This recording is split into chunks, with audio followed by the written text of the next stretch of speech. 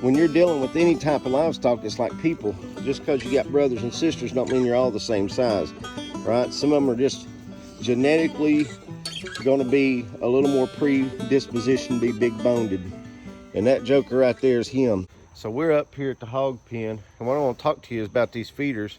And when you're going to pick out a feeder, what it is that you need to look for. Now, I don't know if these guys they're all laying around this morning, and I don't know, maybe we can get them out here. I'm gonna see if I can do this before I feed.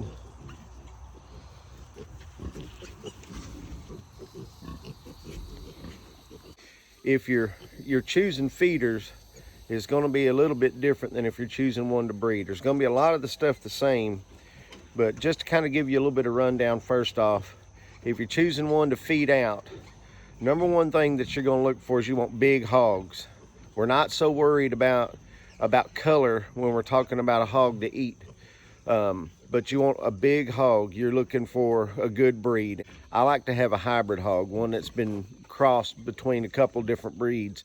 They're going to perform a lot better as far as, you know, they're not going to be a sickly usually, stuff like that. So we're looking for a good cross. Now, this is where you need to do your research. What kind of hog do you want? Are you looking for something with a lot of back fat? Are you looking for something that has a good mix of fat and lean meat? Or are you looking for a lean hog? And that's where you're going to need to research your breeds. Things like Mangalitsa's, purebred old spots, stuff like that's going to have a lot more back fat. Hampshires, Durocs, stuff like that are going to be a little bit leaner hog, but provide plenty of back fat for you to have, you know, fat. I like something that's got, you know, 1.5 inches of back fat or so, because I deer hunt. And with that 1.5 inches, it gives me plenty of trimming to mix fat in with my deer meat, so that when I'm making sausage and stuff like that, I've got fat. I don't have to go buy it. So I'm going to see if they'll let us look at them. They're pretty lazy right now. It's been hot. It's been over 100 degrees every day. They're still in their morning relaxation. Now she's probably going to get up when she realizes I'm in here. But when I'm looking at these guys, it'd be a lot easier if they weren't feeding. I'm looking for a big hog, right? So when I'm looking for feeders, I'm going to pick one out that's got good conformation on it. I want something that's wide across the back. I don't want a small hog. I'm going to start off with something big. So you can kind of see these two here side by side. All right, now this one is a little bit smaller. And you can see how thick this one is across the hips and right up here at the neck. It's wide hog, and he's a lot longer, all right? Actually bigger than a lot of them in this litter. So this one right here, this little gilt, actually be a good one to pick out for a feeder. You can see these males, they're really nice looking hogs. He's pretty wide up here, strong, muscled up. You know, this one right here, he'd probably be a good one if you're looking for a breeding boar, and he'd make a pretty good feeder. If I was picking just one out of this group, looking across them here, this one right here, just a bigger hog. Probably going to grow out just a little bit quicker. And when you cut little boars, they typically will slow in growth just a little bit once they're cut. So sometimes within 6 months, now not over a lifetime, but within 6 months, sometimes these gilts are going to grow out sometimes as big or bigger than the males. I wouldn't be afraid of any of these four right here that you're looking at. I think they'd all be good, but this would be my pick just because of that. Now this guy right down here, he'd be my overall pick, period. If you look at him, he's got some color to him, but you look how big that joker is. He's wide. Got a little visitor here, but he's wide and he's long. And I'm picking out one for a buddy of mine. My wife said this is gonna be our feeder here. She's nice and healthy, she's thick, and for the gilts, she's one of the bigger gilts that we got in there. But you can see this guy right here, he's just huge. So he's an impressive little guy. And we're gonna cut these guys here in just a little while, probably this evening. And he'll get cut. I'm gonna end up sending him to a buddy of mine up here. that's wanting a feeder. And you can see he is absolutely a nice looking hog. You can look how long he is. He actually has a hump that comes down. He's almost sway backed right here. Got good hams, good and wide. He's got a good conformation. If you're looking for a breeder hog, he's also long-legged, which will help him perform a lot better. So that one right there would be a good one for a feeder or a breeder. But we'll definitely be choosing him out for a feeder. You can see how long he is and how he has to walk because he's so long. And this little spotted one right here, that's a male, but you can see the difference in the size of them two. He's a giant compared to him. He's the biggest one out of the litter. This guy right here has got some pretty neat colors to him, a little bit smaller. Now, if I was looking for a boar that might be a little bit easier on my sows, I would take one like this, just because he's probably going to take just a little bit longer to get too heavy. That wouldn't be a bad thing, but overall, we're looking for the biggest, healthiest of the bunch. When you're dealing with any type of livestock, it's like people. Just because you got brothers and sisters don't mean you're all the same size, right? Some of them are just genetically going to be a little more predispositioned to be big boned. And that joker right there is him. Now, you can see this little gilt right here. She's pretty. She just ain't quite as big as some of these other ones. But she's going to make a nice looking hog. You can see how she is right there. She'll feed out good. A lot of it has to do too with where they end up sucking on a mama. And you always heard sucking hind tit. So if you're sucking on the rear tit that produces the least amount of milk, you're probably going to end up being a little bit smaller. You can see she's just a little bit smaller. So is this little spotted boar. Now he's starting to grow on out. He's not as small as he was. All right, mama, hold on. She's getting hungry. I think she's wanting some food. There's an example of a nice looking gilt right there. That's the one we're keeping. We're gonna keep two. I'm not sure exactly which ones. We do have a little boar in this pen over here from the last feeders, that he was the runt, and he's starting to fill out a little bit.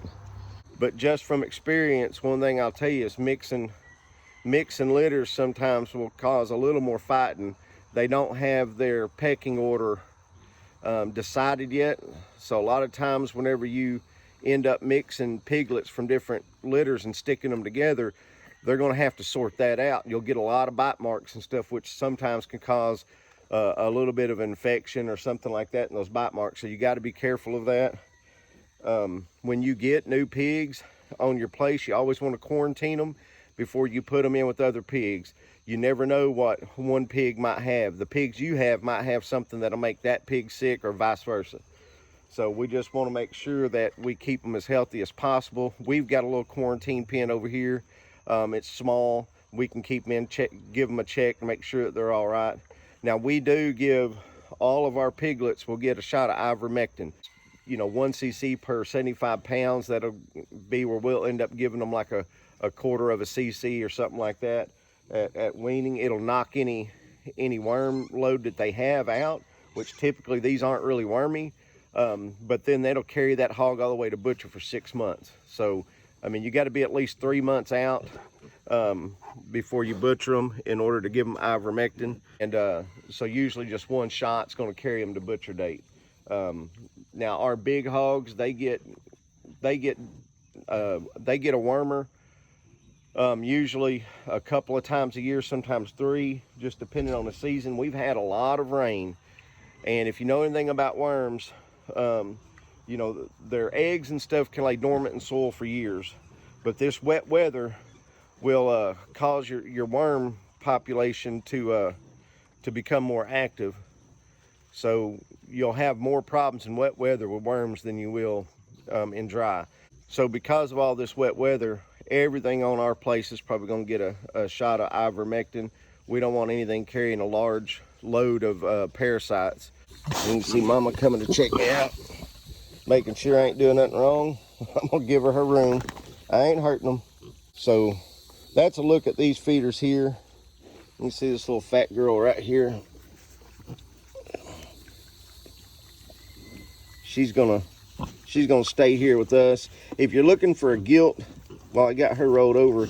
If you're looking for a gilt that you want to breed, what you're looking for, one thing you want to look for at gilts to breed is you want to count the nipples here.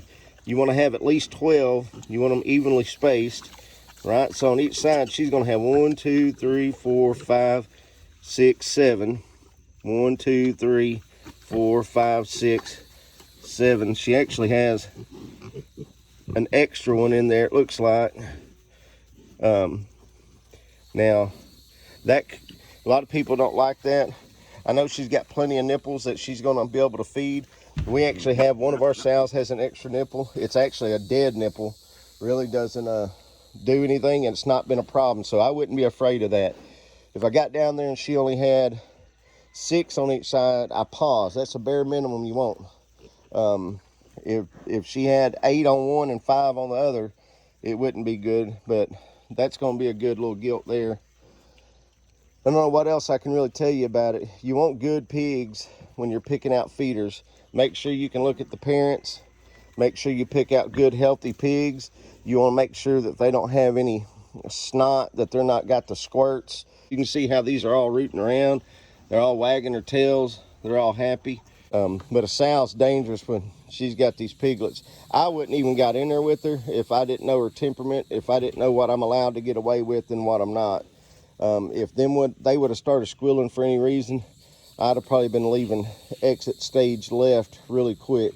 If you're looking for one to breed, you want to look for all that stuff, but you also want to look for something with a little bit of leg under it. Because especially if it's a boar, you want them to be able to mount the sow, so he's got to have a little bit of leg under him.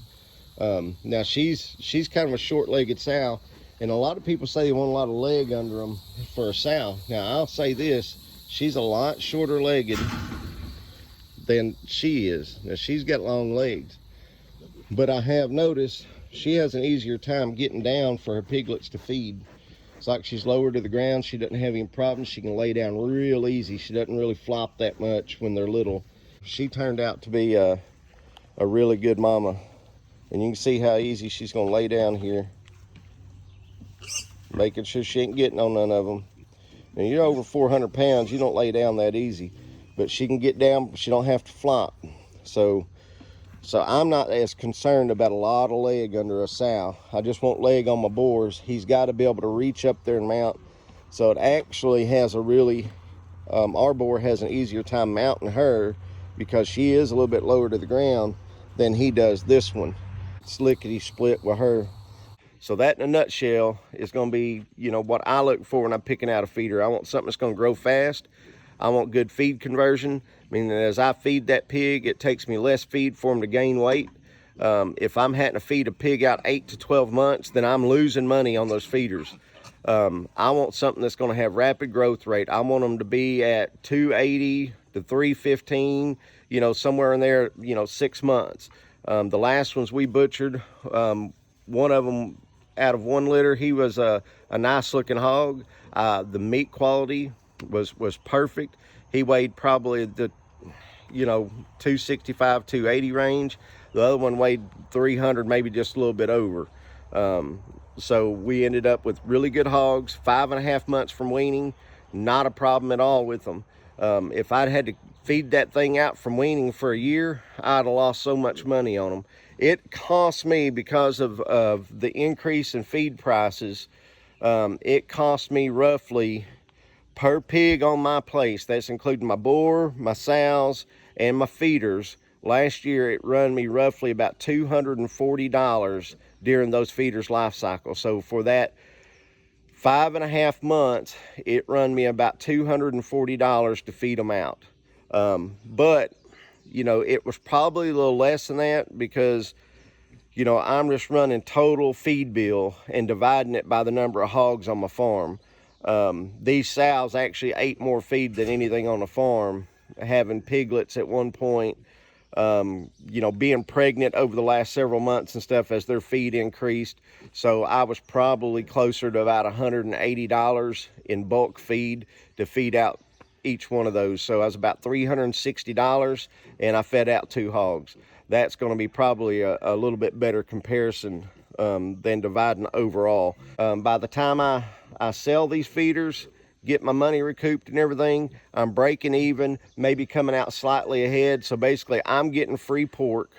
It's not costing me a dime. I'm not making any money keeping all these pigs and stuff. But if I was going and buying feeder pigs, then I would have to buy the feeder pig and feed them out. So, you know, depending on where I get the feeder from, you know, I've seen some people selling them as cheap as $50, losing their rear ends off just trying to get rid of them, up to, you know, depending on the breed, as much as $200, $300, which I'm not paying that much for a feeder.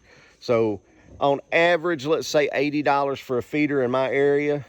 If it's going to cost me roughly $200 to feed them out, if I have to buy the feed, that means I'm out $280 for my pork versus free. Now, it's a lot of work for me to keep them, but I butcher myself so it's free. If I'm taking it to a butcher, that, you know, feeder is going to cost me $500 or $600. This isn't for everyone. And going and picking out a feeder pig to raise up, it's a good project for your kids. It's good for you. You know what it's been fed. You know it's a happy pig. You get to go through that process and know where your food came from, stuff like that. I recommend it for everyone at least once in their life. Raise a feeder pig or two. Go through that natural process and know where your food comes from and kind of how it all works. And then decide for yourself whether it's something that you want to do. You know, people get hung up on breed a whole lot, and it's really not necessary. The only thing you really got to research on breeds is how big does the hog get, how fast can he get there, how much back fat does he have.